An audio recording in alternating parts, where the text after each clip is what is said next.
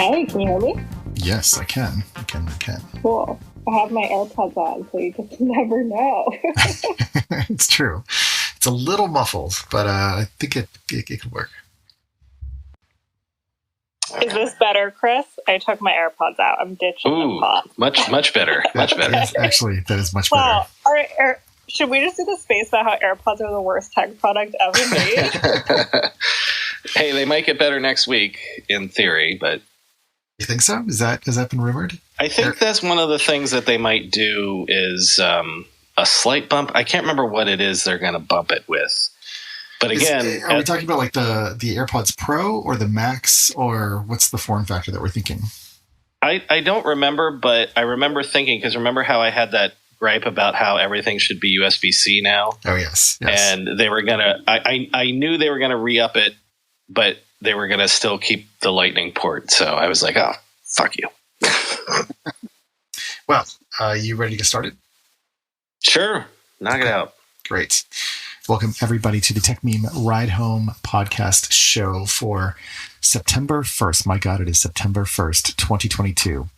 We are joined today by two awesome guests. We have Kaya, we have Simon, and the real big question, I think, on our mind is the creator economy okay? Is Snap okay? Is Substack okay? Are all these companies that were flying high during the pandemic when there was free money flowing and lots of creator funds that were, essentially creator slush funds, awash in space? Are we still in that era? Is that era come to a close? All of the VC subsidies of all of this content that people are producing, is that either over, coming to a close, or is just the economy shifting at a macro scale? And a lot of bets that people made are maybe not coming out as we might have thought. Anyways, we're here to discuss that topic. Brian? Yes. Let's start off with Kaya, because I want to start with basically Snap. Because Snap was kind of the biggest story of this week, laying off 20% of its staff, which is huge. So is Snap okay? What do you think is going on here? So I think they will be okay. I think they're taking pretty drastic measures. If you've been following their earnings reports, I mean, they've almost they've been trading so erratically. Like, there was one report where they were up 60%. Like, that's not healthy or normal. That's crazy. And if you were on their earnings call in the most recent quarter, Evan Spiegel didn't even speak. Yep. They didn't even do the formality of reading through the results. They just sent it out to everyone and then did a Q&A with analysts. And he didn't say a word. So that was already kind of an interesting... People were like, wait, is he even on the call?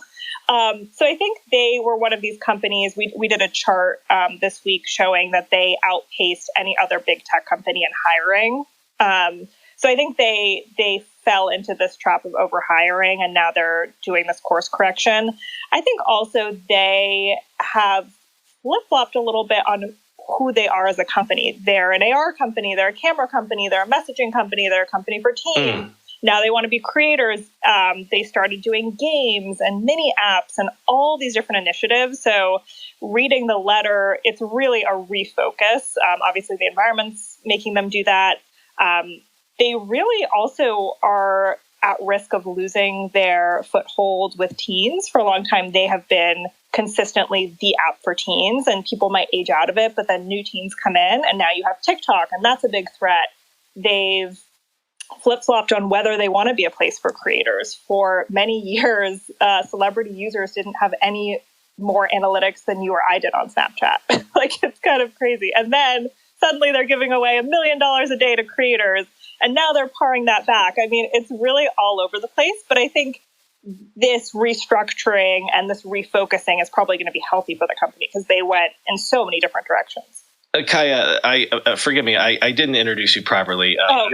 You're from the information, and yes. Obviously you do some of the deepest reporting on this company than just about anyone. So I rely on you all the time on the show for your reporting on this sort of thing. Okay, let me pull back a second, because there's there's the thing that we've been talking about for several weeks, months of like, is there a tech-only recession going on? Is there we all got screwed by Apple's privacy changes recession going on? But what I'm trying to get at actually is, it sounds like almost what you're saying when you say maybe they're pulling back from being a camera company or a media company or a creator company. That kind of sounds like the sort of midlife crisis that Meta is going through as well. To what degree do you think that they are having similar issues, or are there different cases going on between what Meta is experiencing and what Snap is experiencing? So I think it's a little bit different just because of the scale. So Meta obviously is much bigger than Snap and has way more properties and has almost gone in way more directions. I mean, I think it was either today or this week where they shut down their next door competitor. I mean, if you look at Facebook, I remember, I think a year or so ago, Facebook had a next door competitor? Exactly. Yes, and they shut it down today. Right? Yeah, like that's the point, right? If you go into the hamburger menu of Facebook, at one point they had food delivery, they had job postings, they tried to be this everything app, and out of those bets, I think Facebook Marketplace and groups are like the reason people are still on Facebook. But I think with Facebook and Instagram in particular, they're trying to figure out also, are they still a social product or are they an entertainment product? And that's obviously been driven by TikTok. And then the big parent company of Meta is going in the metaverse direction, which is years and years away. And everyone was super hot on it last year, and it was this buzzy word. And now we're in the hangover period. So. Okay, wait. I'm going to reframe it again. I'm going to give you two things and tell me which is more important for Snap, because these are both things that Meta is worried about.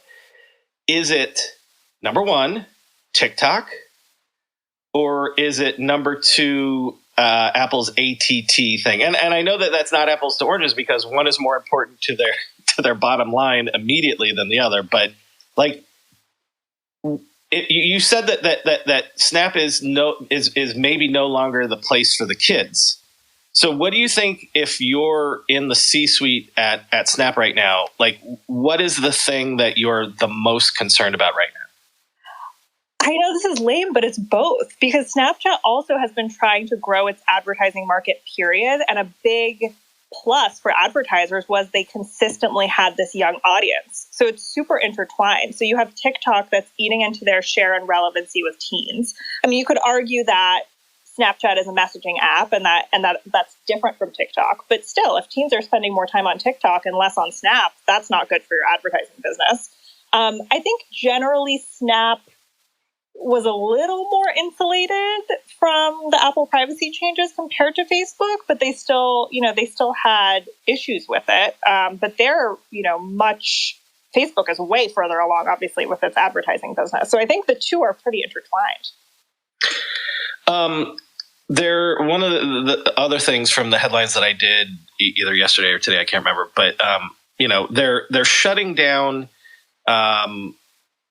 Are they shutting down all of their original shows, or they're just not doing new ones? I can't remember what the reporting was. Yeah, so they're going through with the seasons they have, and the news programs are staying. And same thing with their political show with Peter Hamby. So that's staying, but future shows, that's what's on the chopping block. Okay, so what I'm getting at here is, this is the thing that made Snap sort of different to me. I don't know if people can hear my dog drinking his water in the background. I apologize. Snap was sort of early to, hey, by the way, we're an entertainment destination. Snap was earlier than Meta. We're not just a social network. We're also like this sort of like AR first sort of thing. Like, so we do know that they're starting to cut back on their hardware stuff, although they haven't shut down the spectacles. They definitely shut down that sort of drone thing. But yeah, if you're an investor in Snap, how concerned are you that they're sort of pulling back on all of the things that really make them different?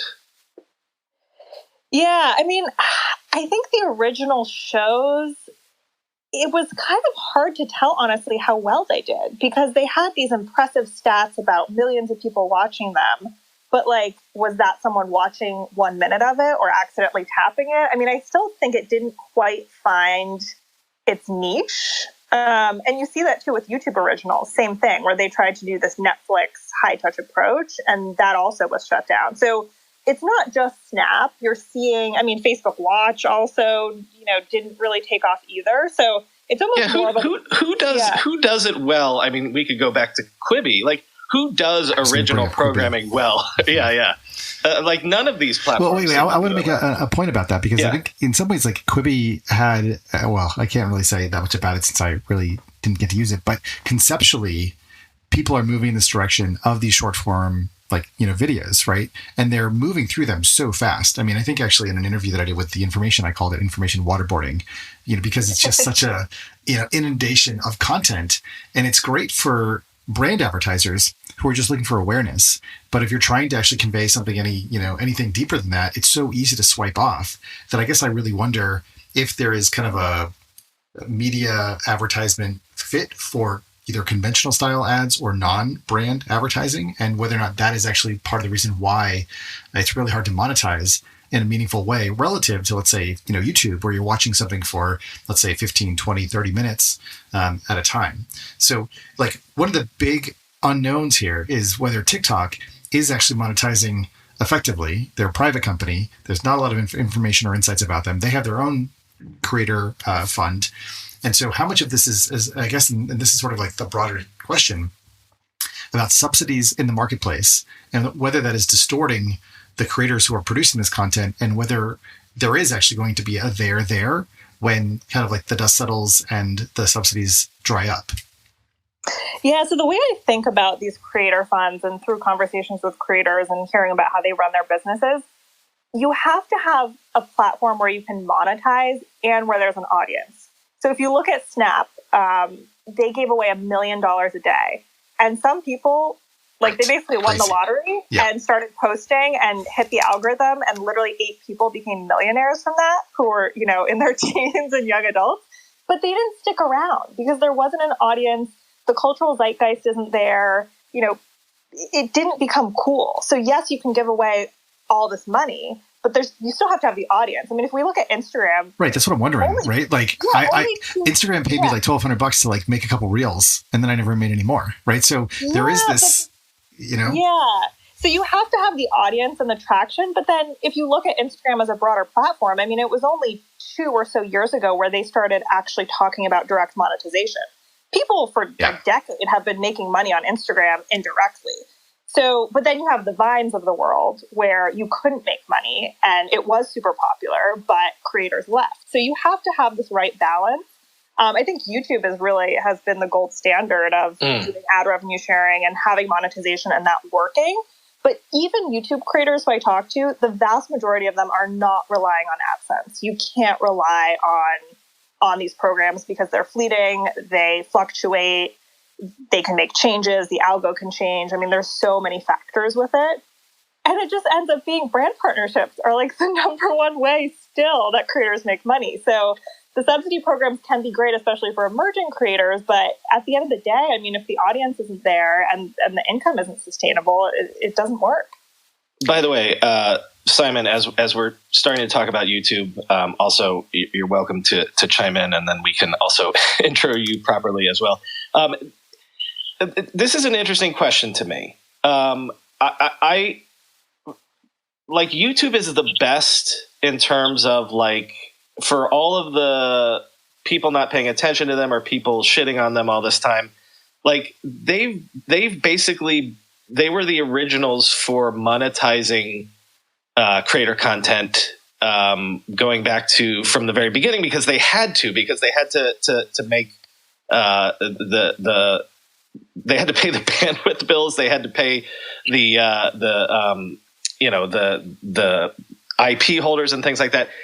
Is there anybody? How come how come everybody else has taken this sort of shotgun approach, which is, all right, we've got $100 million and we're going to throw it at the biggest already successful creators? Because what I see constantly in YouTube, and maybe Twitch is maybe good at this too, but like you can create influencers and you can create stars on YouTube and Twitch versus all these other folks like sort of try to prime the pump and like go in the reverse and be like, hey, come over here, as opposed to like creating a groundwork for things to bubble up from underneath. Yeah, but I think like arguably Instagram is the home of influencer marketing, right? Like a lot of personalities have come from it. But yeah, I mean, it's much harder to have a sustainable career on a platform that's not doing some sort of ad revenue sharing or giving you some sort of consistent income. Real quick. Most influencers, depending on what platform you're on, are you...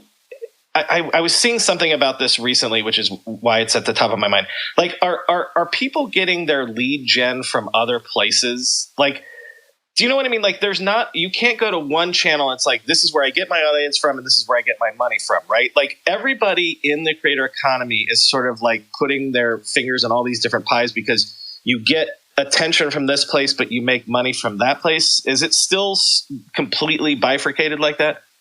Yeah, and it depends on the creator too. I mean, you could theoretically make all your money from independent brand partnerships on Instagram, or you could, or you could be like a big LinkedIn influencer and sell like a marketing course. But yeah, I mean, it's fragmented, and I think creators too have been really savvy about diversifying their business, because if one platform makes huge changes and that's your whole business, that's not a good spot to be in. So I think creators are almost forced to be in this spot of diversifying and being everywhere. This is a Hunter Walk's multi-SKU creator concept from a little while back, I think. One of the things that I wanted to note was just, today Adam Mosseri, the head of Instagram, was sharing on his stories about how he believes that the creator monetization opportunity, especially through brand partnerships, is a $10 billion opportunity, which, it's a pretty good chunk of change. Also, recently, within the last week, I pinned a tweet with a screenshot of this. I was invited. I have a professional account on Instagram, mostly just to like check out what's going on. And I was invited into their brand marketplace, their creator marketplace. And I find this to be very, very interesting, very savvy, and also, Kai, I'm just like curious how you see this relative to all these other companies. I think trying to sort this out and figure it out. This creator marketplace essentially, one, sort of forced me to go through this process where I allow the brands or creators that I might partner with to know a lot about me personally, to know a lot about my audience, to know a lot about my reach. So essentially, it's all opt-in. You cannot participate unless you actually do this. And then secondly, you arrive at the end and you describe a number of things about your demographics or your interests or the topics that you might want to advertise yourself to in this creator marketplace. And as a result, these brands can then find you and then send you requests, which have been on the platform for quite some time. If you ever try to tag or label a brand, you can sort of enable monetization of your content. But what I find is interesting about this, one, is the formalization of this. So there are a number of these creator marketplaces that already exist that are outside the platform. And and I've seen them and worked with them. They ask you to do screenshots of your stats, or sometimes they even require you to share your login information so they can come and confirm visibility into how much reach you're getting so they can pay you accordingly. The fact that Instagram is doing this on platform, of course, is in some ways catching up to YouTube. But at the same time, they're doing it in a way that, one, is mobile first, two, feels actually like pretty well done. And I suppose three, one of the things I wanted to get to was like feels so far in advance of where Twitter is. Now, we don't have to go directly to the Twitter topic yet, but I wanted to get your take on this new, or at least it seems to me new, although maybe it's been around for a while, this creator marketplace that Instagram seems to be rolling out to more people now. Yeah, so Instagram first teased the program in April of last year, but it took a while for them to roll it out. I did a chart actually in my newsletter last fall comparing them. So Instagram, Snap, TikTok, Twitch, YouTube, they all have a form of this. And actually, Twitter has this little known division called Art House, which in 2015, they purchased an influencer marketing startup called Niche. And so they do some of this connecting. It's not quite as automated, I think, as the like self-serve marketplace type thing. But Twitter has, they're in that space kind of. So I think generally this can work really well for smaller creators who are just getting started and maybe don't have a manager who's sourcing deals for them. I have heard though from some creators that they're getting inbound from stuff that's just so irrelevant. So like I talked to this woman so I think there's potential for these marketplaces to stumble a little bit when it's just automated and you can get these kind of spammy, basically like at scale, the quality is not necessarily that good. Yeah, because I think these third-party marketplaces, a lot of them have a lot of people involved, right? Like it might be a self-service portal, but there's people involved with the creative and hashing out the deals, which you're lacking from the social platforms. But I spoke with this woman last year who has a cooking channel, and she was getting like pimple cream. They're like, "Can you do this pimple cream?" And she was like, "No, like this makes no sense." So she was really unimpressed with kind of the inbound she was getting. But I think it's smart, especially if Instagram starts trying to take a cut of these deals. That's a potential new revenue stream. They do obviously have the scale and the advertiser relationships, and it can be potentially good for smaller creators.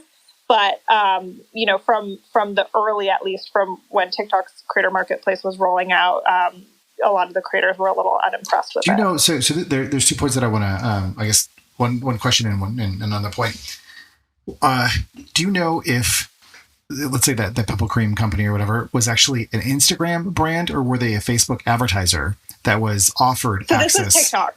This was TikTok. I see. Yeah. So every platform does it a little bit differently. I don't know if they vet the brands or if only certain brands can use it. I think Instagram's especially is in kind of earlier stages. So I'm not quite sure, but I think too, it could just be brands reaching out to a ton of influencers and not really thinking through like who's actually a good fit for this campaign. So that'll be interesting to see if the Instagram offering, kind of evolves that in terms of getting the right brands in front of the right creators and thus, but I do still like, one of the things that I do wonder about is the cross-platform publishing aspect and bringing advertisers who are conventionally on Facebook and think about Facebook as being where their audience is, to then, ticking a box and essentially allowing it to their ads to flow through the Facebook advertiser network. And those things end up on Instagram because, the algorithm says, oh, this is just my inventory and I'm going to spread it wherever there's audience. So it'll be curious to see how that actually comes together. The thing I wanted to point out, though, was that in the early days of the Apple ad network, and of course, I'm still a little bit skeptical about Apple's advertising efforts. However, obviously they have an enormous surface area with the App Store and elsewhere, Apple News and so on. They tried to do, I think, what Snap has tried to do, which was have a higher quality advertising content and media. And it just seems like because they take that more bespoke approach, it doesn't really end up scaling, and 2, it ends up hurting their business. And I wonder if you can speak to that at all, where there is, more of a marketplace, like an open marketplace aspect, and that's what's giving Facebook and Meta the edge in this current kind of downturn.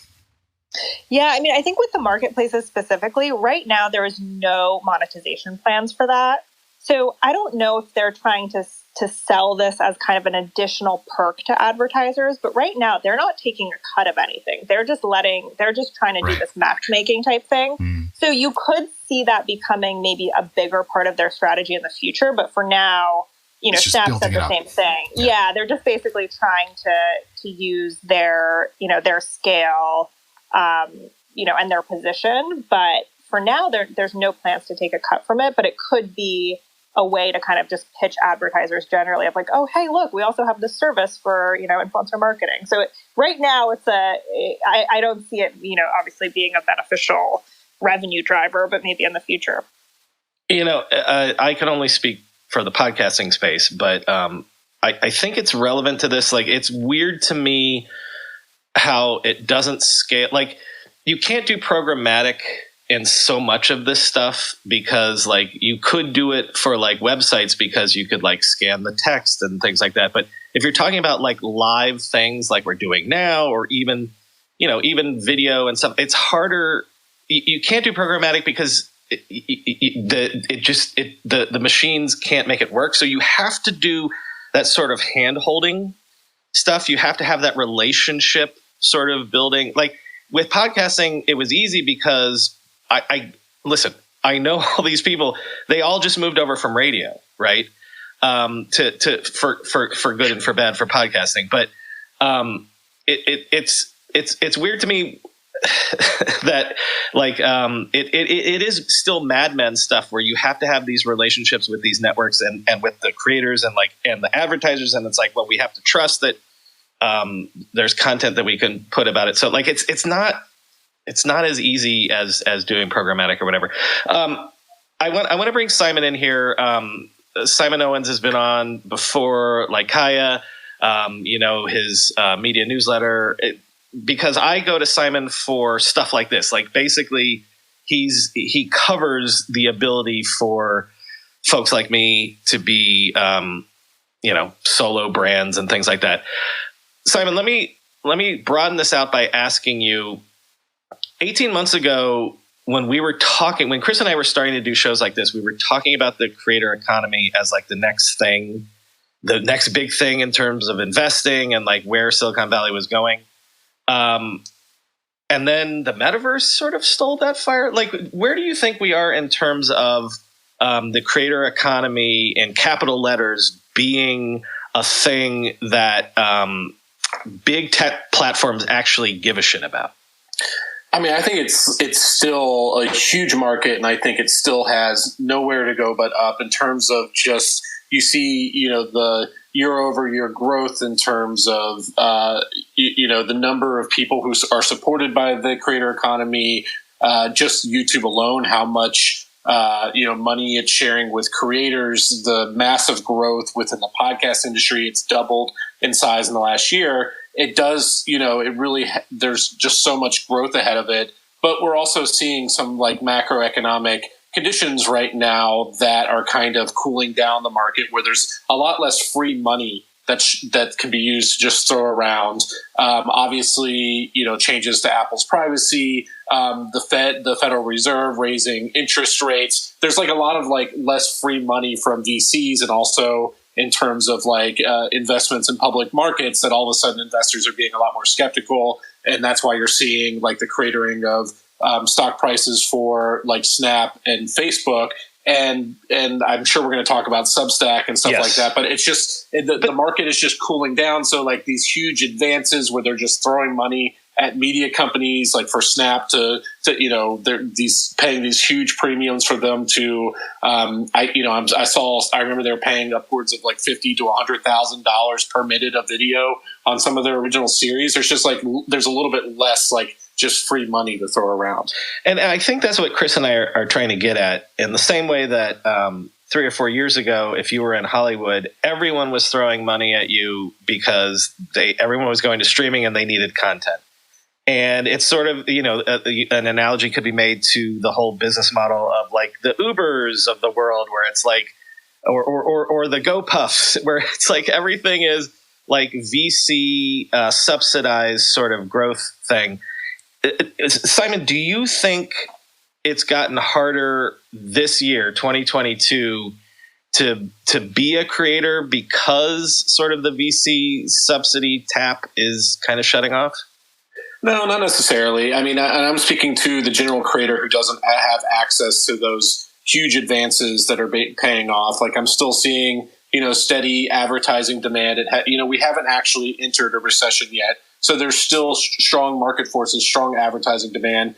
Consumers still have money in their pockets to pay for subscriptions. So I think in those terms, like if you're trying to build a diversified business right now, media business right now, that the market winds are still at your favor. But as I'm sure we'll talk about a little bit more, some of that free money is drying up in terms of, you see Facebook now is it's closing down its news platform, or it's still, I think it's going to Kaya might know the correct news, but I think it's either closing down its news tab, or it's just taking away all that free money that it was giving to news publishers, where it was paying like the Wall Street Journal and the New York Times upwards of like $5 million for nothing. All they were doing was just posting their links to this news tab, or the money that Snapchat was paying out for original content, or Substack, you're seeing them really kind of, like, as Kaya reported, starting to wind down some of their huge advances that they were throwing out to all these star reporters who weren't really committed to the platform, I don't think, and weren't building sustainable businesses. And they're seeing in their numbers that they didn't pay off in the way that they thought they would. And so I think if you're building a sustainable business like the Techmeme Ride Home, that's built on like a solid audience growth and business foundation, I think you're still good. But if you're looking for those huge cash advances, those are probably starting to dry up a little bit. Well, let's go ahead and do it. Kaya, Substack, reining in writer cash advances. They had healthcare stipends and things like that, but also the reporting is that they tried to raise a round and no one was taking, and so they need to cut back like everybody else. Everybody in tech is tightening their belts right now. But Substack specifically, what are you hearing inside of Substack and how they're thinking about things right now? Yeah, I mean, all that's 100% right. I mean, they tried to raise a Series C, the New York Times reported, in late May. The story came out, and I was able to speak with Substack's co-founder, Hamish McKenzie, this week. So I got a little bit of intel from him, but he had a quote that was pretty, I thought, really got to the heart of the problem. I mean, he said that 2021 was a year they could, be less cautious and just kind of use their resources to fund, splashy advances and offer services like healthcare to top writers. And now he said pretty bluntly, we have to be more cautious. And he said that we can't bank on easy to get venture capital at good prices to be there. So, he was pretty blunt with that. They're trying to do, focus more on investing in features that are more scalable. I'd be curious, Simon, if you've seen this help, but they've been crediting recommendations. So writers recommending each other's newsletters as being a big growth driver. So they're trying to really focus on that rather than these individual perk kind of filled deals. Remember Storyblock? I've told you a bunch about them. They're one of the fastest growing content management systems on the market right now. And guess what? They've got some big news. Storyblock just launched version 2, an all-new, faster, more intuitive CMS packed with new features designed to shape the future of digital storytelling.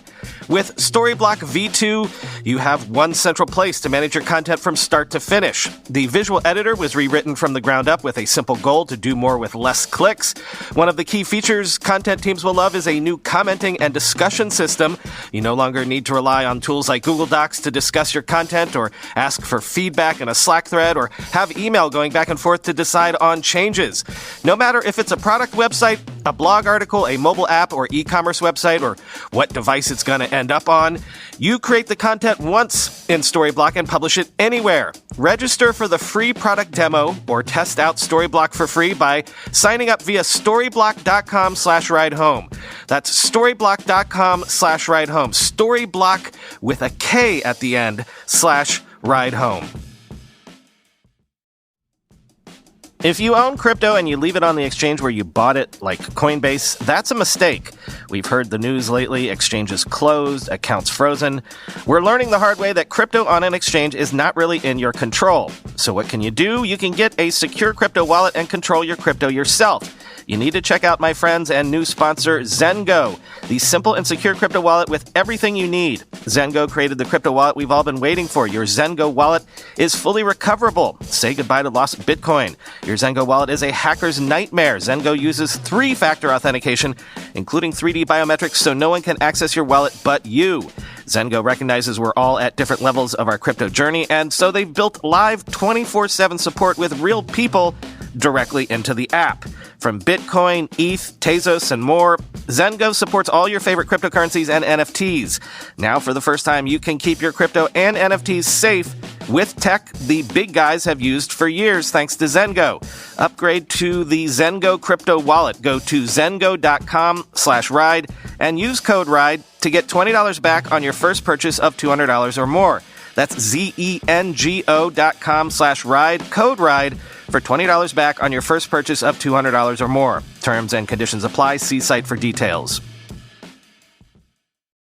Yeah, and you could tell that they had just so much free capital flowing towards them because they were kind of lighting money on fire. Like if you read some of these Substack Pro deals, like there was like this Slate writer who had like maybe 60,000 followers who, I mean, that's pretty good. That's not bad, but they gave him an advance of over $400,000. And I'm just like incredibly skeptical that, in his first year, that he, basically earned back that advance. And you just saw these huge like brand name writers who were going onto the platform who were probably like demanding incredible advances. And how much were they really committed to building an audience on Substack? I don't know. Like one of the people I interviewed was this great, fantastic writer, had nothing but good things to say about his writing, David Kushner, who's written like cult classic nonfiction books that have been turned into movies. But like if you looked at his Substack, he stopped posting recently right when his advance came up, but he never even put anything behind a paywall. So I doubt he was generating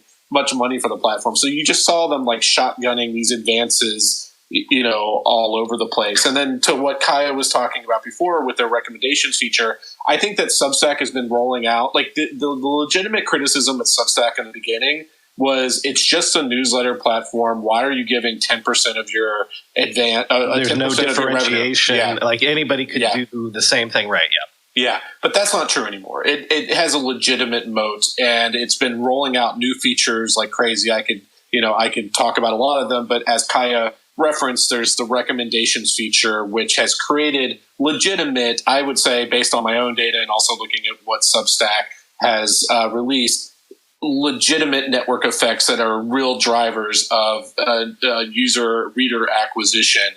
And that's just something that doesn't exist elsewhere. Simon, your newsletter's on Substack, right? Yeah. And so the recommendation thing is basically, and you love to see it. It's sort of like the blog roll, coming back to life or whatever. Yeah, I can explain real quick what it is. Yeah, for your listeners. Go ahead. Yeah. So basically, it's a completely opt-in system where you, as a Substack writer, can recommend other writers that you enjoy on Substack. Like it's a little widget you create. And then when someone signs up for your newsletter, it automatically, the screen the user lands on recommends these other newsletters that you've recommended. And their checkboxes to each one.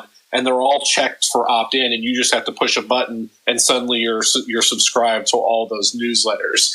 So it's like it comes across as a personal endorsement right at the point that the reader is signing up for the newsletter when they're most likely to maybe sign up for multiple newsletters.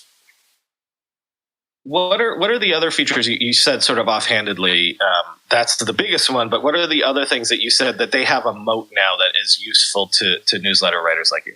Yeah, I mean, they've rolled everything out from, better analytics to segmented lists, all kinds of things you could not get for free. You'd have to pay top dollar for MailChimp. They also have, now a very robust kind of podcast functionality so that if you want to create, you can host your podcast for free on Substack, but then you can also create customized links for your paid subscribers. So you could have basically a paid distribution of podcasts. So you can put your podcast behind the paywall. It has more sophisticated paywall technology now to where I can tease content in different ways. Like with my newsletter, I do like these Q&A sessions where I answer questions from my readers, and the first half of those questions I'll make for free and send out to my free list, but the rest of them are locked behind a paywall. So it's getting more sophisticated, stuff that you can't find on like the competitors, like Review and stuff like that.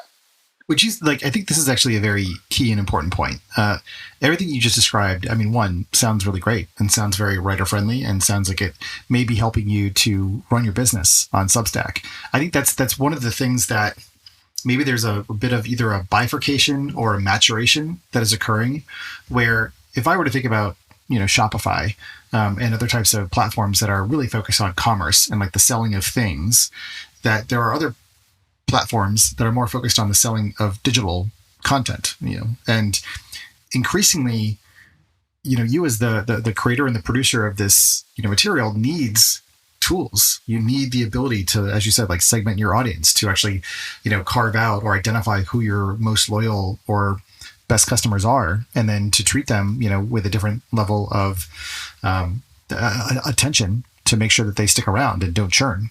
So I guess what I'm getting at, and you mentioned Review, which Twitter, of course, acquired, and now I believe is rolling into Twitter Write, which is, God, like even as I'm thinking about it now, I'm sort of thinking about the past of Medium and how Medium was one of the first to have kind of paywalled content or sort of like a writer program. So they were very early to giving people those tools, but of course they were also overall pretty disorganized. And Twitter also seems to be quite disorganized as usual. And so when I think about the laser focus that platforms like Spotify and Substack have on their creators and on turning those or providing the tools to help them build their own business, I guess I'd love to hear you, or am I in the right kind of ballpark with what you're saying? Like originally Substack started out as like a newsletter platform, but now it's becoming a platform for writers to like build a business. Is that too much, or is that kind of directionally right? Yeah, I mean, I think they are laser focused on treating, serving the writer first and maybe the reader second. I think that's, how they kind of orient their philosophy as like how is what we're building actually helping writers? And, I belong to a lot of different platforms, social media platforms and stuff like that. In terms of new product rollout, considering that they have fewer than 100 people working for them, like the rate at which they ship new features is just incredible. Whereas like Review, I got super excited when Twitter acquired Review. I was like, oh, there's going to be all sorts of cool network effects where they're going to integrate it with Twitter so that you can, basically, because every writer hangs out on Twitter anyway, and it's their kind of watering hole. So there would be a lot of synergy between Review and Twitter in a way that it could be like a really formidable Substack competitor. I don't remember the last time that Review, launched a new product update. And I follow this stuff closely. Well, I think Review is dead, and it is being replaced by Twitter Write. But Twitter Write is not fully rolled out, and Twitter Review still exists. So it's in this kind of limbo state. Yeah, but will Twitter Write? I haven't seen any indication that there's going to be a newsletter component to that, which is very important for anyone who's building a 100%. Business. So I don't. 100%. Yeah. Can you actually, in building on what you're saying, as I'm going through Substack's product blog, one of the things that they're talking about, and of course this is, I think, part and parcel to the creator economy, and I don't know to what degree this is about user acquisition for the platform or whether it was a necessary recognition about what creators need to do to cultivate a keyword here, community, in order to sustain their business. So my question is about Substack's adoption and promotion of community features, because like you said, I too was excited about Twitter's acquisition of Review. I was moderately excited about Twitter launching communities. It feels like, and I don't want to overemphasize Twitter, but I guess in a way I'm sort of chagrined or just kind of like bummed about how much stuff Twitter has launched that doesn't seem to have a coherent narrative or story or experience when it comes to creators building for the creator economy. Like, for example, I have a tweet on how I think I've been in the Super Follows program for a year. I've also had Twitter tips turned on, and I've made a total of like $100, and Apple took 30% of that. So clearly I'm not able to make a living on Twitter being a creator, yet they have all the features. Whereas if Substack has community, how are you using those features, and are you finding them valuable and useful for what you're doing? Or are you sticking mostly to the writer tools and the paywall features? Yeah, I mean, I think with the community, they started to witness it with their own writers that they were their thesis in the beginning was that there should be a fair exchange price for premium content, and that the only two things that a writer would produce is free content and content behind a paywall. But some of their most successful writers kept almost 100% of their content in front of the paywall, and yet still saw tremendous success through doing things like, by pitching the mission of what they're on. So like Judd Legume is one of the most successful political writers on Substack, and he's making, based on my calculations, at least $500,000 a year. He doesn't lock anything behind a paywall, and because he's pitching his readers on supporting his mission of holding Republicans accountable. And then they also noticed that a lot of Substack writers were keeping their content from the paywall, but they were selling on the community. So they were using things like comment sections, and Substack has long had this tool called Threads and you got the content for free, but you got to participate in the community as that was the perk for becoming a paid subscriber. So I think, the reason that they're suddenly all of a sudden like acknowledging, like I was surprised recently they acknowledged in a blog post recently that a lot of their writers aren't locking stuff behind a paywall. And so it's them realizing that there are other things that you can sell other than just paywalled content. Well, okay. To that end, and Kaya, I'm going to pitch this to you because I think maybe you've done more reporting on this. Substack, the story is like, oh, look, in a way, they've done what Medium could never do, except for the fact that, like, what if they're going down the same cul-de-sac that Medium did? Because I'm looking at a recent piece of yours, and I think that we think that Substack generated $9 million in revenue in 2021. They increased their paid subscriptions from 50,000 to over 1 million. But like, even if you got 1 million paid subscriptions and you're only making 9 million in revenue, like, where do we think that one of the problems is that the race to scale that they're hoping for is maybe hitting a wall, perhaps?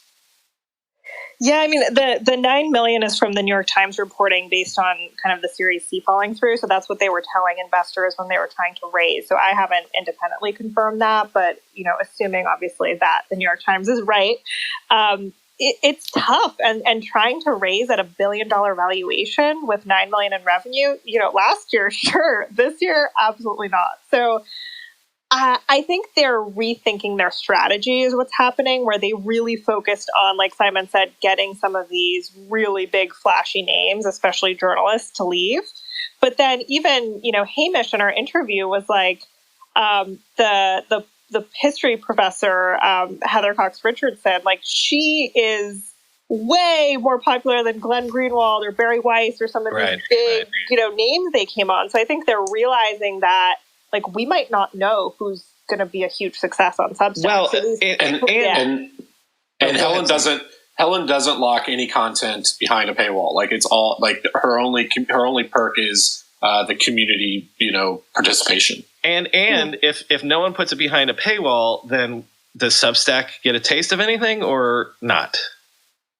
Yeah, they get a taste of every payment that goes through Substack. But what I'm saying is if it's not behind a paywall, like, if the most successful people are putting everything out in the open, then where's Substack go? Yeah. I'm not sure I understand the question. Well, so basically if they're not able to take a cut, I mean, I think people still pay to subscribe to her to support her and get I see what you're saying. I see what you're saying. I got it.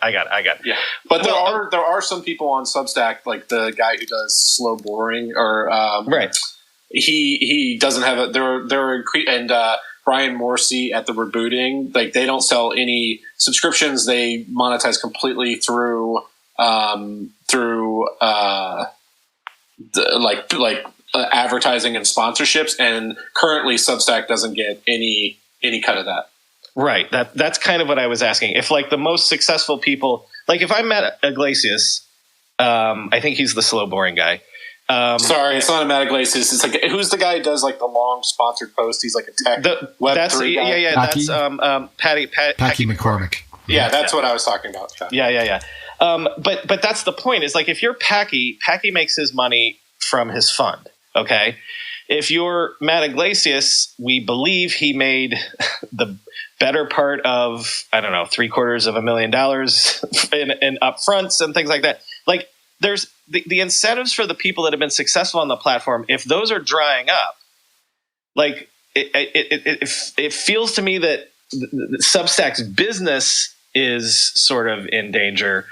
I don't know. I see that Matt Navarra has jumped on stage. If he wants to add some specifics, I don't know what he can speak about, but Matt, go ahead and speak whatever you're comfortable with.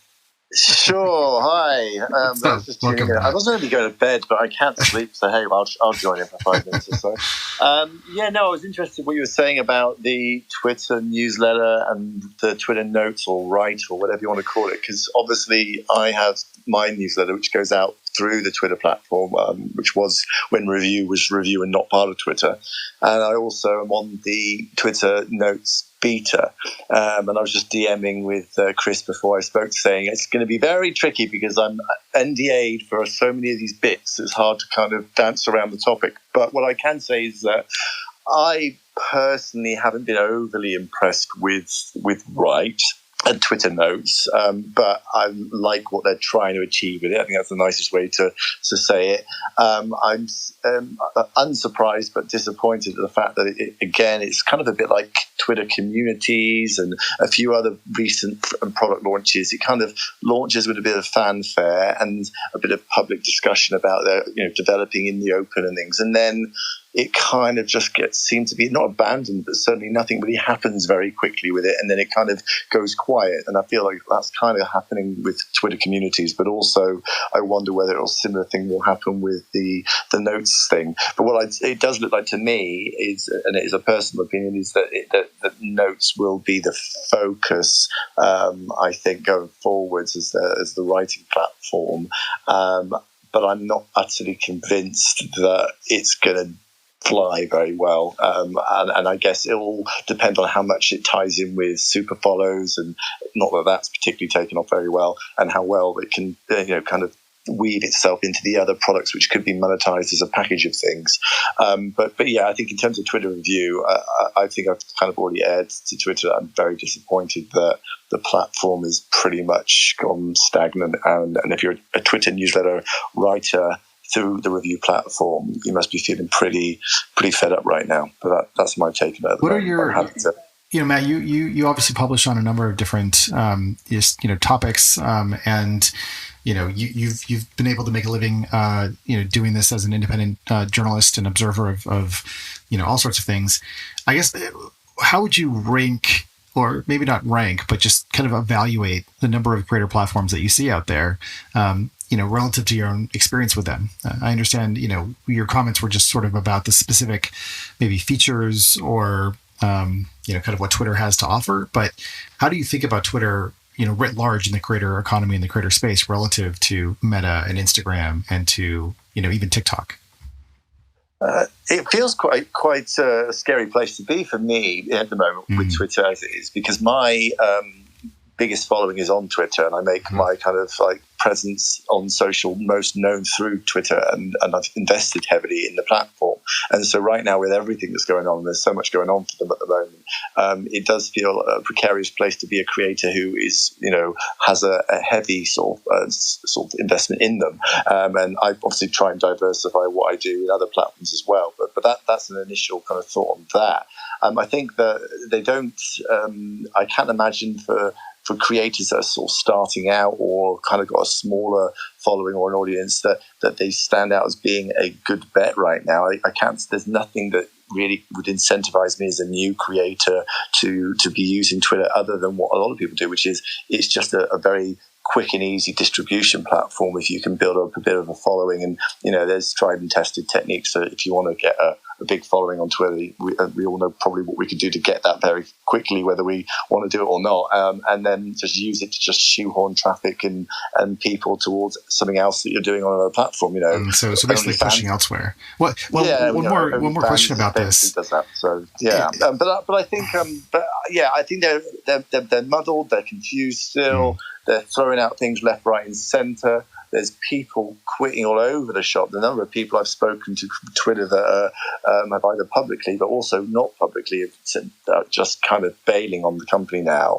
It does feel a pretty scary time for them, and I wonder if anyone's going to come in and rescue them at all. So it's Elon. That's Elon. But in terms of writing other platforms, I've been particularly impressed with, I don't know how to pronounce it right, but Beehive or Beheath, their platform looks really hot in terms of the amount of features they're churning out for newsletter creators. It's been pretty impressive. And that's the one that, for me, if I was to jump How do you spell that? Twitter, Beehiiv. the guys who or girls that were behind the what's it called, Morning Brew, and stuff, I think. And that's pretty good. Substack did try and tempt me about 3 months ago and tried to say, we'll give you this, we'll give you that if you come here, and all that kind of stuff, but I didn't go with that option. Now, Matt, you can't. They pulled it all. Yeah, I know. I was a sucker. But the thing is, mine's a tricky one because I've never monetized through doing paid newsletter, and that's not something to say I won't in the future, but it's not been my strategy up till now. Mine has been as many people as I can to subscribe for free, getting advertising in there, and like that newsletter on for Geek Out now, I think I've publicly talked about it before. It's once a week it goes out. It's free to everybody, but it generates over $150,000 in revenue for that Friday email and that's just from sponsorship and ads in each month. So for me, it works, and that changes for me the dynamics of which platform I go to, because a lot of the platforms are geared around making it easier to kind of put paywalls up and managing your paid subscribers, and that isn't so important to me right now. So yeah, it's interesting. But one more thing for me: are you interested at all in Twitter's podcast offerings? Good question. So Twitter Space, I do on a Friday, the Twitter Space, which kind of I've been a bit sloppy in recent weeks, and that's always been to me a good social media geek up, right?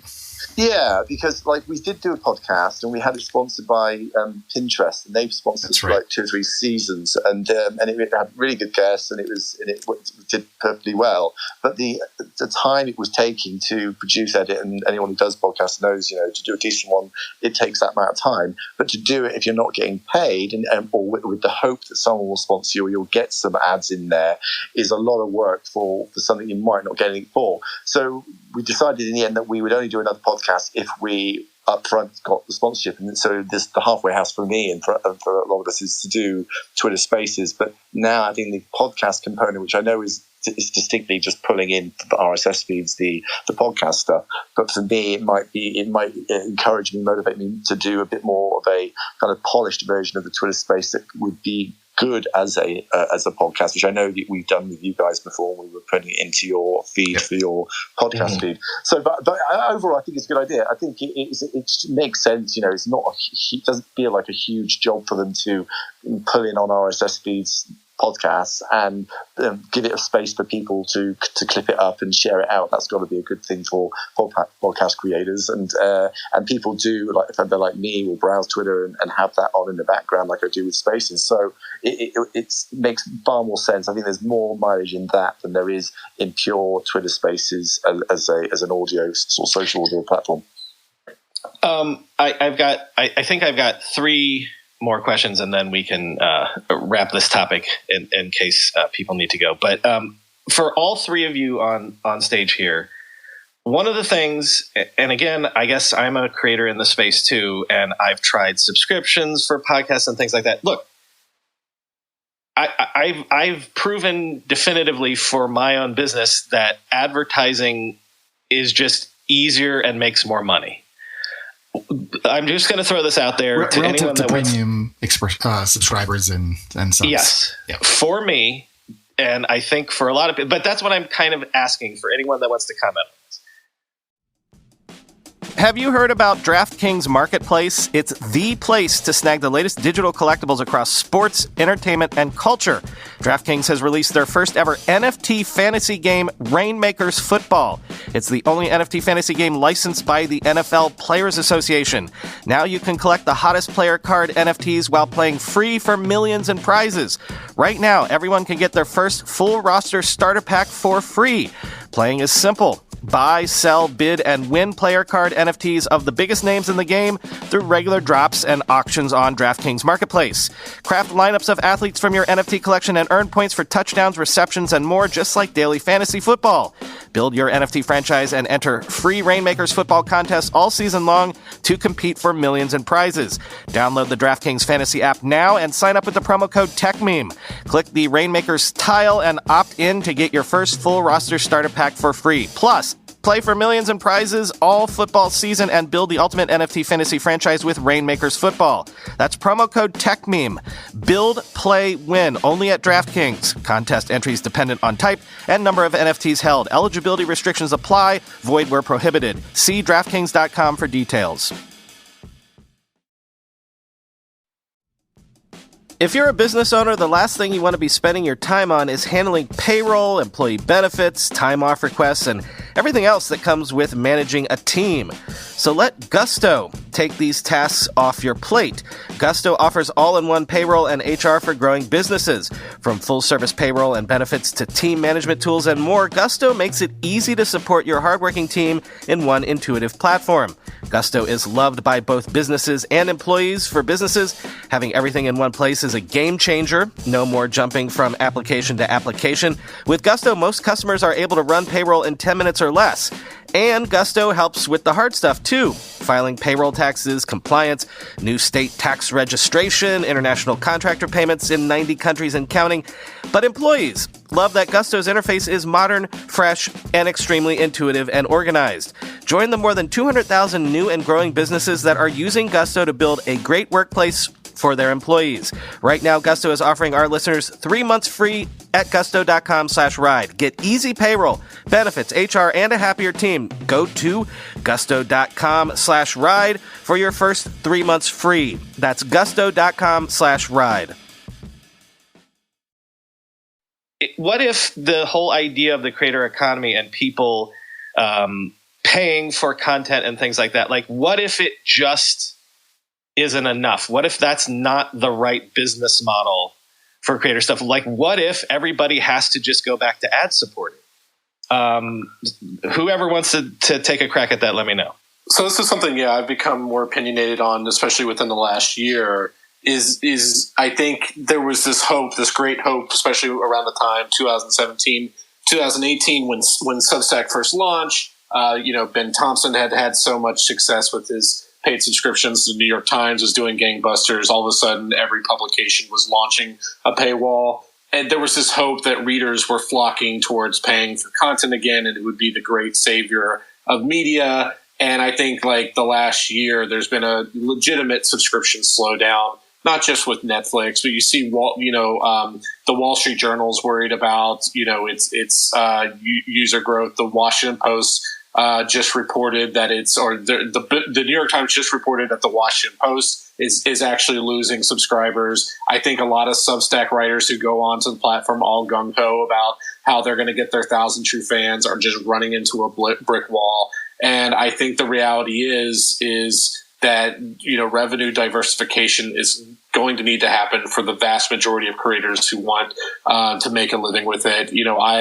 I opened up 2 sponsorships at the beginning of this year, or in the March of this year, virtually overnight, doubled my revenue and started making something close to a living wage. I think it's definitely, I think you're onto something, Brian, that, paid subscriptions alone are not going to get the vast majority of media companies or individual creators across the finish line.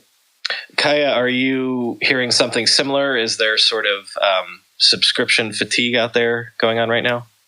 Yeah, 2 things I'll say. The vast majority of creators I speak with, brand partnerships are their number one revenue source. And even with YouTubers, yes, AdSense makes up a big chunk, but really the brand partnerships that they cut independently is generally the biggest revenue driver. I think, too, what's at play is culturally, you mentioned tipping, Chris. It's not something that we're used to doing online. Like if you look at China, totally different. Huge totally different. Online tipping culture.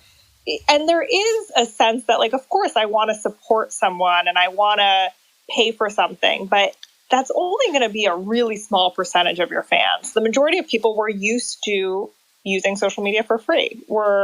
If you look at Twitter Blue or Snapchat Plus, like the numbers are tiny of people that are willing to pay for social media. And the numbers are also tiny for, we'll see once we get the edit button, and the edit button's $5, true, might change everything. I'm just kidding. True. I'm definitely paying $5 for that.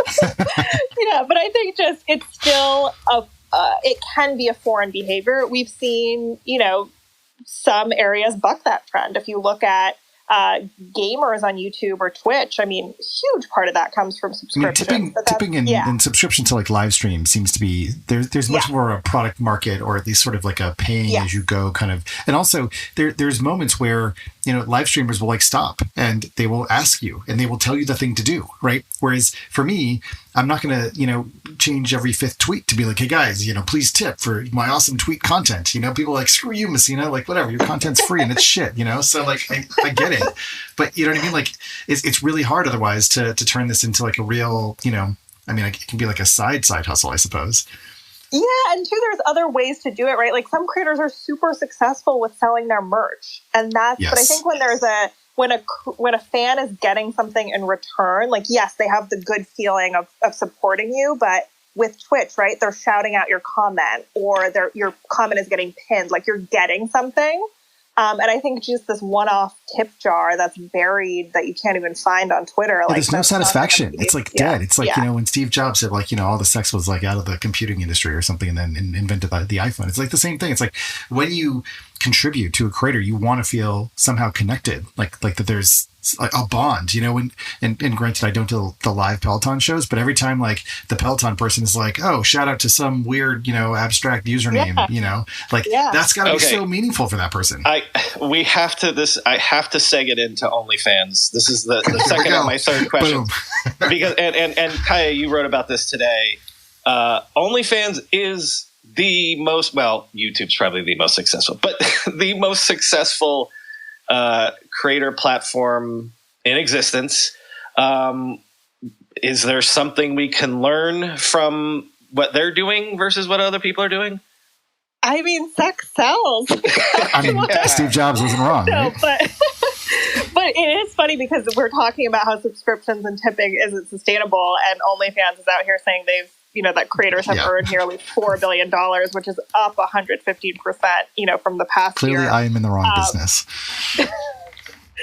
Yeah, and look, it's not all adult content, right? I mean, like Rebecca Minkoff is on do you know what percentage it is? I mean, like, you know, how many are actually chefs and, you know, I would love to know. They're not gonna tell you that because I feel like they're trying to, you know, they're committed to the adult content, but especially with the new CEO, Amy Gann, she's really trying to push their, you know, SFW app, OFTV, which is, you know, not having any sexual content because you can't have that on app stores. Yeah.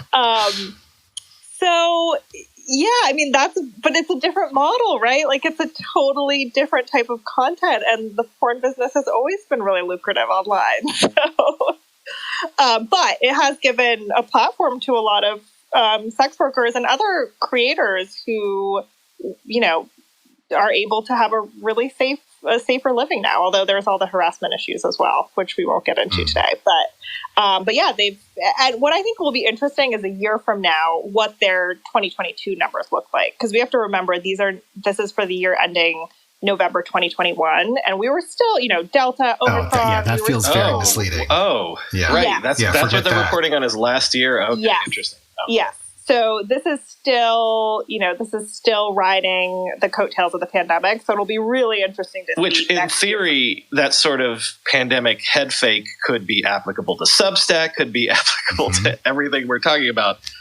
Okay, the last one on this topic, and then folks can dip out, and Chris and I might still commiserate for a while. But we haven't spoken about TikTok, and I want to bring up TikTok for anybody that wants to comment, because I want to say that, like, I was talking to a VC recently that said essentially any startup now, their marketing plan is, we go on TikTok.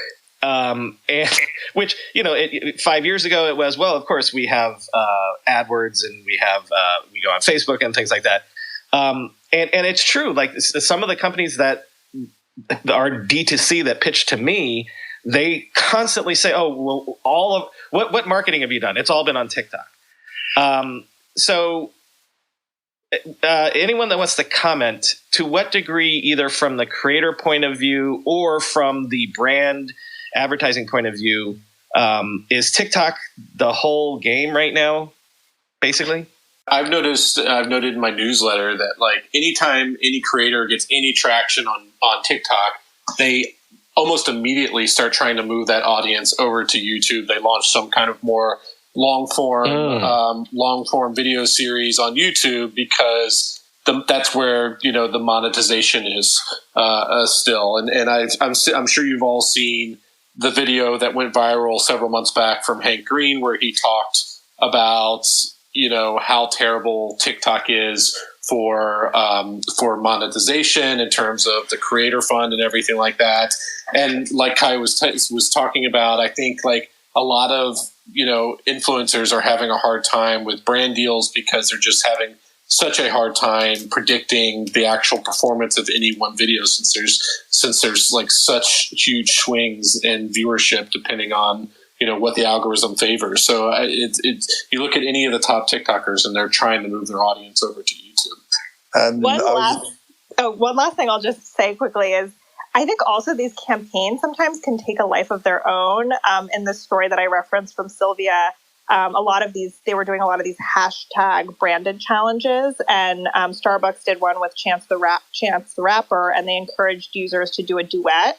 And TikTok users just like thought the clip was really awkward and were like mocking it. So then it went viral for the wrong reason. So I think some of these challenges can really take a life of their own. And for brands that are wary of this, it just might. And that's why TikTok has moved away from some of those types of challenges. But there's definitely a flip side and kind of a risk for brands to advertise on TikTok. I was just going to add from the point of view of what's next for TikTok, or what they seem to be focusing on, and certainly looking at the code of the app and speaking to other people that are sources for me.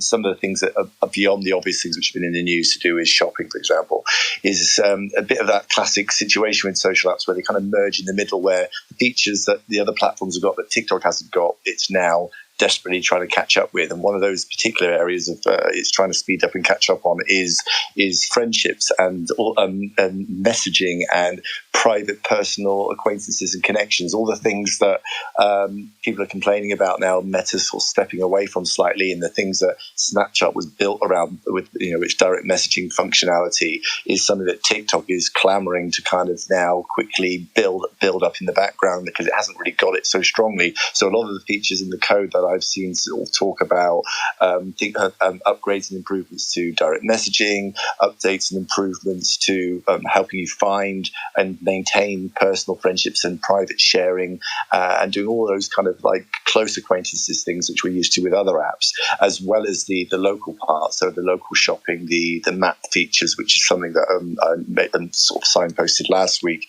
trying to, again, Snap Maps have been around for a long time and has been very successful for them, and that's something that Instagram also has some sort of version of and is doing more with. Now TikTok is kind of pushing on that, combined with its search functionality that it's starting to bring in on its own to kind of compete with Google, which is an interesting kind of play as well. And then finally, the end of the point I was going to make was to do with which reiterates what some of the others were saying about creators, and that it's easy to or somewhat exciting and enticing to that you can go viral so quickly and become a overnight sensation on TikTok, but maintaining a connection with an audience, sustaining a creator relationship with an audience, and monetizing it is proving to be hard for a lot of creators.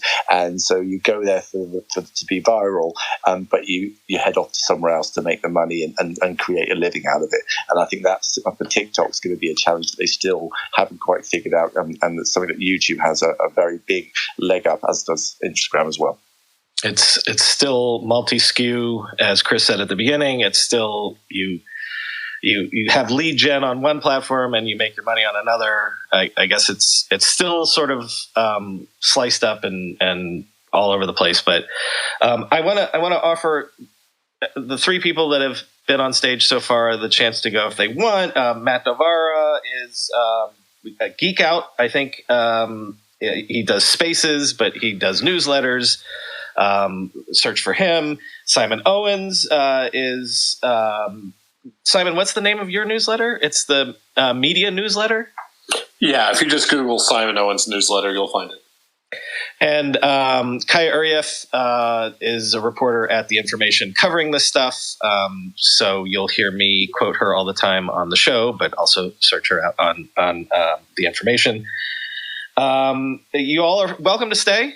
But Chris, I think we're going to slightly pivot a little bit. And we thought we'd open up the floor a little bit more. I was just going to jump in if I can for a second about TikTok. Yes, please. Excellent, and then I'll get back to work. Well, and Chris, or introduce yourself, or Chris, introduce Corinne. Yeah, Corinne, go ahead and introduce yourself. Mm-hmm. Introduce myself? Okay, yes. Hi. I'm a digital media consultant, and I can see quite a few people in the room are in the journalism space or in the media space generally, so I'll speak to that audience. Just wanted to talk briefly about thinking about branding on TikTok. Earlier this year, I was approached by Jay Rosen at Columbia University on a really interesting project, which I think more organizations could, adopt and adapt, and it'll be talked about at ONA this year. So Jay had engaged his master's degree students who are studying journalism to develop a research and develop a brand presence for The Intercept. And the thing about The Intercept, of course, is it's hard news, it's investigative journalism, it's a lot of body cam footage, that sort of thing. And so it's quite a difficult get for the TikTok audience. Does that make sense? So I was doing quite a lot of research around, how do you match your brand presence to that platform? And I've also just finished doing some work with a Sydney B2B publisher here in Australia, where they have around 40 titles, and they're a range, so some of them are construction and, building pools and so on, and some are in the printing sector and some are in the pub sector and some are in health and beauty. And I guess the point that I want to make is what you said earlier about the rush to TikTok. I think everybody should be really sitting back and thinking, okay, what is my brand presence on that platform? Because it's not a good fit you're talking more everybody. Strategically, or do you mean just in general, like whether or not you should? Well, or is this this is an imperative? No, not at all. I think that one should have a strategy as to whether one should. Yeah, I think what I find is we're sort of in this, God, what is the word? It's sort of, I guess like an imperative to some degree. Like the narrative has shifted, the worm has turned, and TikTok seems to be this mysterious thing that it is a vortex that you have to put yourself into and throw yourself into, whether you want to or not. I mean, it's not too dissimilar from the way in which Instagram, of course, was trying to get everyone to start producing video, whether they wanted to or not. Yeah. What I find also interesting. I think, sorry, just to jump on that though, I think our industry has done that a lot over many years. Oh, 100%. So 2015 it was chat apps, and then 2016 it was WhatsApp, and then do you know what I mean? Voice we all assistants. go, let's go and do that thing. Yeah. And to your point for this conversation, at the beginning of the pandemic, it was quit your job and start a Substack, right? Yes. So, and here we are. That was going to be how everyone's going to make their living.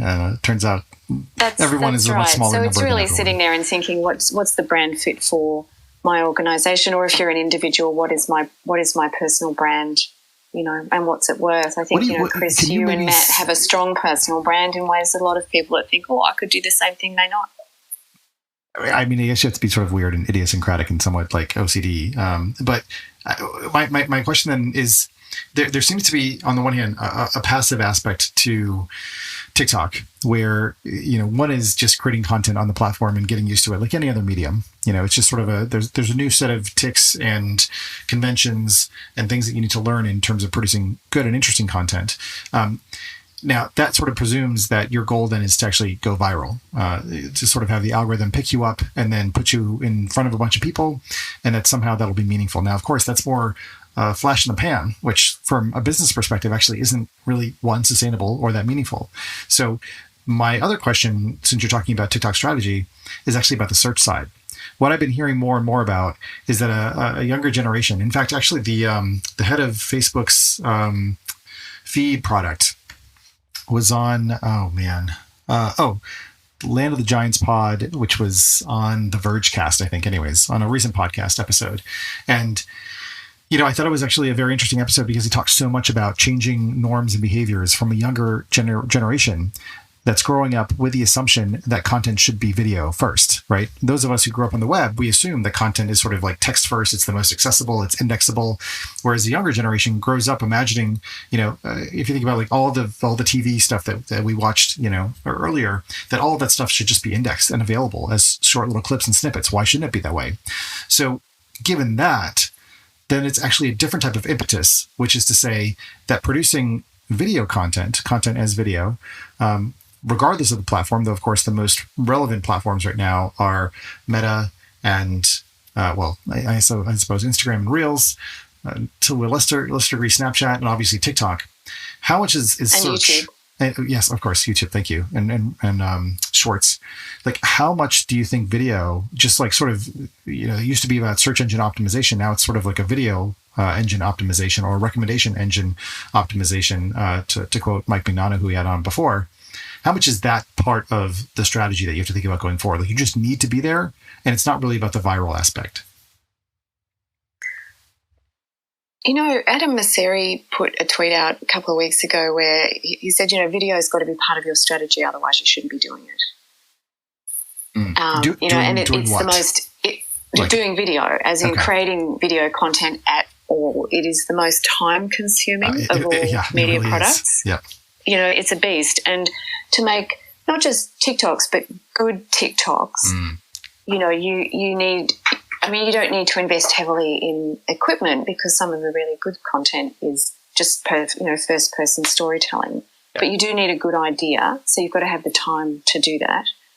And then just creating that content does take longer than putting together it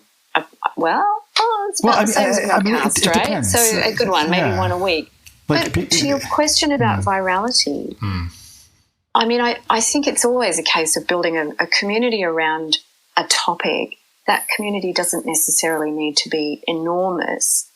I was just recently a judge on the Publisher Podcast Awards, and one of the podcasts was looking at the revenue category, and one of the podcasts had built a really good income stream, and everyone goes, how many, enough, right? They were making a good income on 250 downloads, but those 250 people were the exact overlap of one of their sponsors that was willing to pay quite a lot of money to reach those people. Yeah. Yeah. And that's the right kind of niche.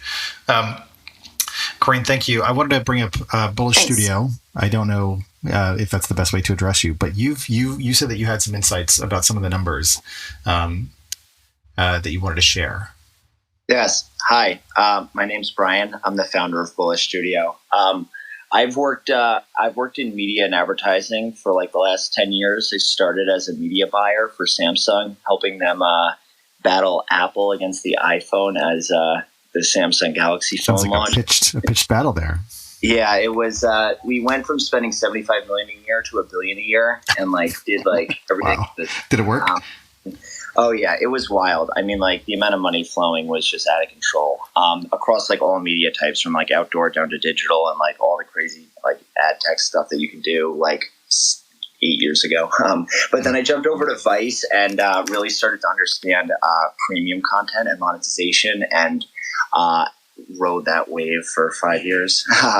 And then really wanted to focus on finance and opportunity of financial media for Gen Z millennials as the wealth transfer, all of that fun stuff is happening. And I didn't want to become a bloated media company, so I decided to sign a bunch of creators on every major social platform and newsletter. So folks like Parit Patel on here and Ramp Capital, and there's a bunch of other newsletters that we work with. I know we were talking about Substack and Beehive earlier. We invested a small little check in Beehive. Honestly, so we see a lot of money that rolls between brands and creators, in the millions between our top line revenue that then gets passed down through us to the creators. My honest take, I think, on a lot of this is video is an empathy machine and is worth 10 times more than really anything else. And with newsletters and stuff, there's a lot of riches in the niches, but I think so much of it has just been so overhyped. And the Substack numbers coming out, and the fact that they were even going to be looking at $1 billion valuation, I'm just like, yo, there are like WordPress plugins that do more revenue than them. And like, they're just like operating silently in the background. But like, because the whole VC buzz around it, I'm like, what is like, does anybody know about WooCommerce and how big of a giant they are? Like, I don't know. I think that there's just so much outsized talk about that. And then, I don't know, just to quickly address some of the TikTok stuff is like, there's cheap reach there. It's like, if you're a brand, you can go viral, you can get a lot of cheap views. But is it meaningful or is it cheap? No, it's cheap and meaningful. It drives results. Like, it is like what all the brands that we run TikTok ads for, it is by far and away the cheapest CAC that you can get. Now, you can have some questions on the lifetime value and the age and all that other stuff, but like, honestly, it's just cheap. And the arbitrage opportunity is the fact that the biggest brands like the Samsungs are nervous about spending that extra $10 million a year into TikTok because of all of the hesitancy around whatever the latest news story about TikTok is, and like that's still getting held up in traditional television, and like. So in some ways, the fact that it's still somewhat the Wild Wild West means that actually the rates are lower on TikTok, whereas a highly moderated platform, which you can debate with, I suppose, but certainly, the head of Facebook's newsfeed talked a lot about their moderation AI and capabilities there, means that it's a much safer place for advertisers to play. The same story with Spotify to some degree. But still, YouTube is the machine. It's always been the golden nugget. It's the highest CPMs and it's the highest quality content, because if you're running mid-roll on a 20-minute video deep in a topic, whether it's guitar lessons or financial advice, that ad is going to cost a fortune and it's going to pay the creator a nice rip. And YouTube had that formula figured out, but long-form video and holding that attention span has been always the most challenging thing, which you haven't really, some TikTokers have jumped to YouTube successfully, but it's a grind to really nail long form on YouTube. And once you can nail that, then it's like, hey, then you can snip a Netflix. You're just like, oh, wow, what am I capable of? So wait, so one more question for you. Like, in terms of the creator economy, the promise and the premise at least seem to have been, at least from, the Kevin Kelly perspective, that if you have 100 or 1,000 true fans, depending on your generation, you could sort of eke out or even actually make a pretty good living. What I'm hearing you say, though, is that becoming or figuring out how to become like a YouTube star or a YouTube influencer or a YouTube person that, runs ads is a new type of job. It's a new type of gig. And those two things are actually at odds to me, because one of the challenges I think that perhaps we're trying to illuminate here is that just being a creator of things that you love may not be sufficient, but you actually have to figure out the medium or media that will support your income, which may not be your preferred medium. Like Brian and I don't do a video podcast. Mostly because it'd be so much more work. And, I at least have a day job, and I know Brian's got a lot of stuff going on as well. Actually, he's got a day job doing The Daily Show. So given that, it would be so much more work for us to try to turn ourselves into YouTube creators relative to being creators in mediums and formats that actually work for us, but that may be ultimately less lucrative. So what is your advice to people that come to you and are like, hey, I've got this newsletter, what should I do? Yeah. Look, overall, if you look at the creator economy on a macro level, there's something like 90% of all of it really is brand deals. And you can bundle consulting and stuff, but the revenue's coming from the brands. All this premium subscription talk, nice and sexy. Yeah, you can make some money off of it, but the real big money is still in the brand deals. And I think what I'm seeing a lot of creators do is that they were riding really high off of a lot of sponsored content for a while. And what a lot of them have realized is that because there's so much churn and burn on the brand deals, they want more long-term partnerships. So they're starting to move more into consulting. And I think now I'm starting to see more creators start to do consulting long-term partnerships with various brands or whatever, where they're just not even appearing on the brand's social channels. They're just helping them tell them what to do. They're doing their editing, whatever. And that's becoming more lucrative for everybody because it's cheaper for the brand because they can get videos for a fraction of the price. And it's super optimized for the platform. So it's a really efficient way for everybody to get involved. But it's I think everybody also nobody on Twitter makes any money. Everybody talks about all this stuff. We work with some of the biggest creators. We found these weird little hacks and tried to do all this stuff. You cannot make money on Twitter as a creator. There's just no money in it. Instagram and the amount of money that Meta pays creators as a percentage of their revenue is honestly insulting. And when it comes to people running to TikTok, people are just running to wherever the money and the eyeballs are. And like, you know, the second that Zuckerberg turns his knob a little bit more into giving another $1 billion or two to the creator fund, you're going to watch all the creators just run from TikTok to start doing more IG lives. Like they just have that knob on such a close, I mean, like I lived through the pivot to video and it was like, like literally 25 people at Vice got laid off one day because it looked to video. And like, you know, so anyway, I can keep going. Let me round this off by asking the question that I asked about a half an hour ago, which is the thing that was said to me this week was if you're a consumer-facing brand, essentially what you're doing right now is operating a TikTok account for all the reasons that you just said, because it's cheap and it gets tangible results. Is that what you're saying too? Is that like if I'm a startup that's trying to pinch my pennies and get the most bang for my buck in terms of marketing and customer acquisition, TikTok is where it's at? Yeah, for sure. Like, for example, like, I mean, we do a lot of like financial services and stuff, but like, I know that like a big area is like SaaS, like the no-code SaaS tools. There's a kid I came across who has 20,000 followers on TikTok and just does like no-code tutorials of like Webflow, Airtable, like you name it, random new like consumer-facing tinker tool, like $10 a month. And, you know, you go to him, you pay him $500, $1,000. You know, you give him an extra $1,000 in exchange for the rights to the ad to use that. He makes a quick little UGC demo. That ad will be the top performing ad in that entire SaaS company's like next 3 to 6 months. And it will just drive people, and they can just hyper target if they know what they're doing and spend, you know, very little money to run tests like that. And that's a $10,000, $20,000, $30,000 campaign if you want it to be. But yeah, that's the opportunity. I might need to get in touch with you offline because I need to learn more about this. Chris, how you feeling? I think we're good. I think we've covered a lot of ground. You know, I think when it comes back to the original question for today's show, you know, is the creator economy okay? I think the answer is the jury is out, and you know, coming up probably, you know, towards the end of the year and into Q1 next year, I think we're going to have a bit of, you know, clarity on what's going on. I mean, you know, one of the things that I think that I got out of the earlier part of the show, and with Snapchat, of course, hiring so many people during the pandemic and then laying a lot of people off. And of course, they weren't the only ones. They just kind of like massively like went hard, and, you know, that's when the money was flowing, and suddenly it's not. And they're like, oh shit, really like way over our skis.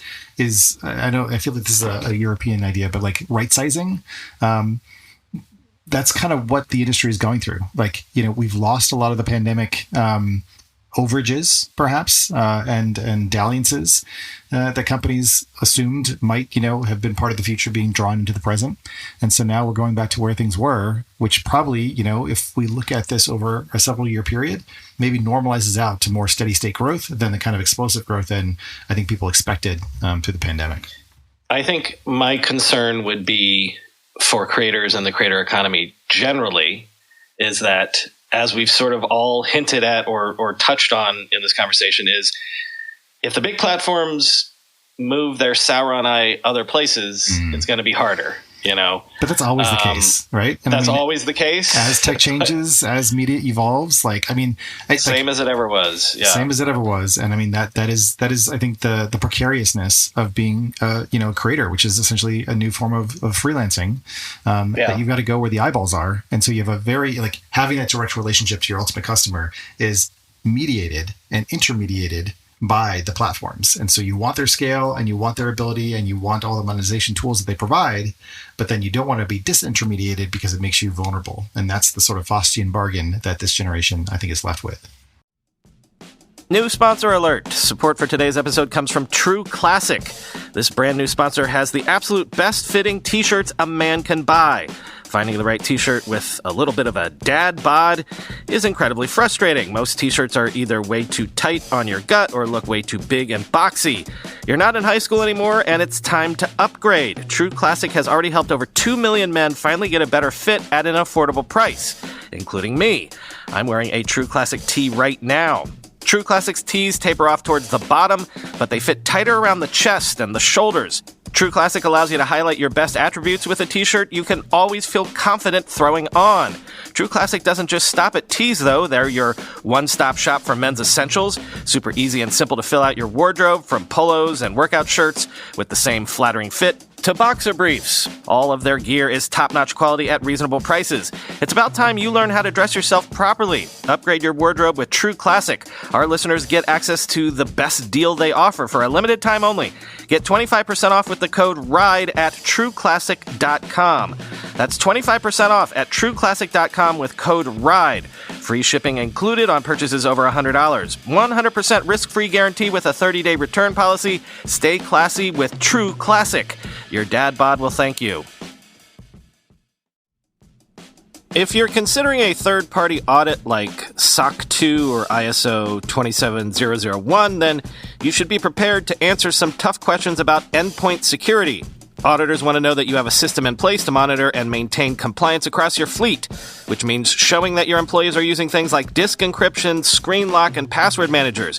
If you're not quite sure how you'd go about proving all that, then you need Collide. Collide is an endpoint security tool for Mac, Windows, and Linux devices that does things MDMs can't and gives you the visibility you need to meet your third-party and internal compliance goals.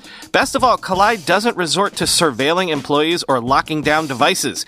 Instead, it works with end users to resolve issues and relies on their cooperation and informed consent. You can meet your security goals and pass your audit without compromising on privacy.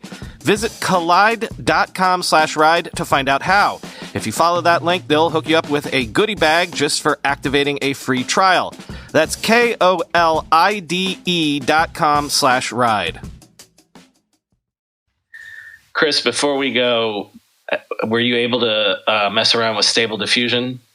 I played with it a little bit, and I ended up actually hunting it because I was in touch with the founder, and man, there was a lot of energy around that. So for those who aren't aware yet, I know, Brian, you mentioned it on the show. Very, very end of today's show, yeah. Yeah. There are a number of these AI art generation tools that have come out, and they're variations essentially on a theme, and they use different training data to produce different results. And Stable Diffusion is the one that has come out most recently, and it is possibly one of the more exciting ones. One, it's fast. Well, Two, they have... Number one, it's currently free. Anyone can use it, yes. Yeah. Yes, and so they have something called the Dream Studio, and it is wild. I mean, you can go in there and just produce some stuff, and you really get a feel for it pretty quickly. I do think, actually, there was another story that you did today that was relevant, that actually feeds into this creator economy story, and this will maybe be the last point, where, was it Ohio, or anyway, some kid submitted... Colorado State. State. Okay, Colorado State submitted some AI-generated artwork into an art contest and won. And I don't know if he disclosed it or not, but of course, this is the first time where this type of thing has really been done, where, his wizardry was in sort of conjuring up an amazing image as a result of the prompts that he had apparently spent months. It was a very, very cool picture, I have to say. Yeah. So, but nonetheless, it wasn't his fingers, that was actually producing, pixels on screen or strokes from a brush. And it raises the question, as he raised, does it matter what the type of relationship is between the artist and the output? Or is the genius and the creativity in kind of imagining what might be possible and then working with the medium, which in this case is almost like an interactive medium that you're dancing with, to produce a result that is still compelling and is still emotional, even if it's trained on billions of other previous pieces of art that were similarly, emotive and expressive? I think it's a super fascinating question. And it raises, again, like that is the next generation medium, right? You're talking today about how the eyes of Sauron from these big social media platforms may turn towards other formats or priorities and what have you. But this is a structural change in the way that content is produced, such that all of these creators that are producing content today could essentially be obviated by a set of machine learning algorithms that learn how we produce content and then reduce it. I mean, that is actually the what is it? What are the number? Thought go ahead. Was, so when listening to I learned so much from this Verge podcast with the guy from Facebook, that there is an adversarial relationship between the platforms that curate places where eyeballs gather, in other words, feeds and streams, etc., and people that want to get into those streams and be seen and made visible by the aggregation effect. And so you're constantly trying to discern, is the content that we're showing people stuff that they actually want to see? Or have people figured out how to game that system in such we need to actually reset the rules because the gamers of that system, the ones that have over-optimized for, what was it called? Meaningful social interactions, MSI, actually turned out to create more kind of chaos because they would show things that cause an emotional response and a reaction. And of course, the press and the media and political folks figured out that if you put more of that crap in the feed, that'll cause, essentially the algorithm to spike, and then more of that content will be shown. So that's their role, is to make sure that the content that shows up there doesn't actually have a long-term deleterious effect on the consumption of that content. And so that's the background radiation that's kind of there in this creator economy. Well, so to tie this up with the talk about AI generated artwork, essentially what you just said is that the people that have been successful or are being successful in terms of creating content that works well on the platforms and the algorithms are people that have learned to work the machines, right? Sure. Yeah. That have mastery over those machines. Mm-hmm. You're an artist that plays an instrument that has specific inputs and outputs, and you figured out how to play that violin better than everybody else. Yeah. So right. With the AI generated artwork thing, like I almost did a little rant on it, but here's my thinking about. I'm complete. This is one of those things where I'm completely wide open. I don't have an opinion on this stuff yet, but the point that the artist made, I think I quoted his point about this, but he was like, I'm just working the machine. Right. And in a sense, he's right, because if you've played around with Stable Diffusion, which is the one I played around with the most. He used Midjourney. Midjourney was the tool he used. Mm-hmm. But it's not easy, even like if I wanted to create the perfect work of art that I have in my head, it is not like you just do it in 30 seconds. He said that it took him hundreds and hundreds of tries to get the input the way he wanted to get the machine to do what he wanted, right? That's right. How is that different? Like, so I can't... I've just put in the tweet, by the way, so you can see the artwork. Yeah, I currently can't get Stable Diffusion to... I can make it do cool things, but not like, oh my God, this is what I wanted.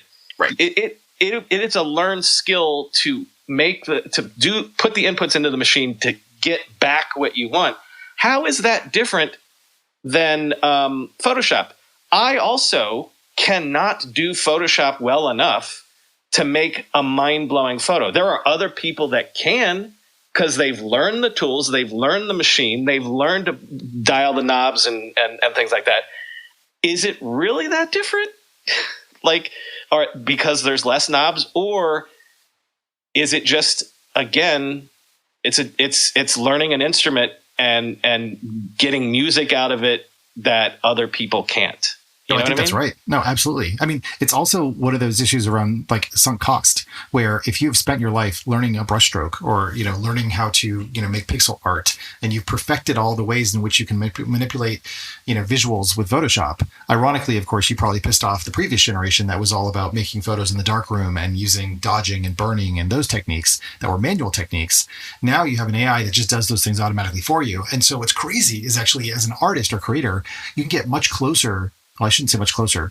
You can start to put more of your almost like creative intentions into like manifesting the thought and the expression and then working with the machine in a collaborative way, as opposed to using it purely as a tool. Like, in other words, like Photoshop, well, I suppose there are some, I was going to say, like, where do the opinions of Photoshop lie? And in some ways, some of the filters that it provides, or some of the ways that it uses color, or brush strokes, for example, that are brought to you for free, are kind of like the defaults, and the defaults matter. And you have to be really good at the tool and know all the things that you can configure and change in order to break free of those defaults. But in this case, when you're working with a generative AI that's trained on billions of prior art and prior examples, now suddenly it's a lot more. It's not deterministic. Like, what you're going to get out is actually variable. And so therefore you have to be willing to be a lot more, I think, creative and flexible in the creative process. And that is, I think, ultimately going to change things, but it's very foreign, I think very threatening to a lot of people who are invested in the previous way of doing things. Yeah, or they embrace it. I think, like, I don't know, let AI do the AI. I think a lot of what you're talking about is like creators and publishers that all have unique styles of storytelling and creativity that they all have input into. And that's the ultimate artwork, IP, whatever you want to define it as, that's already happening right now.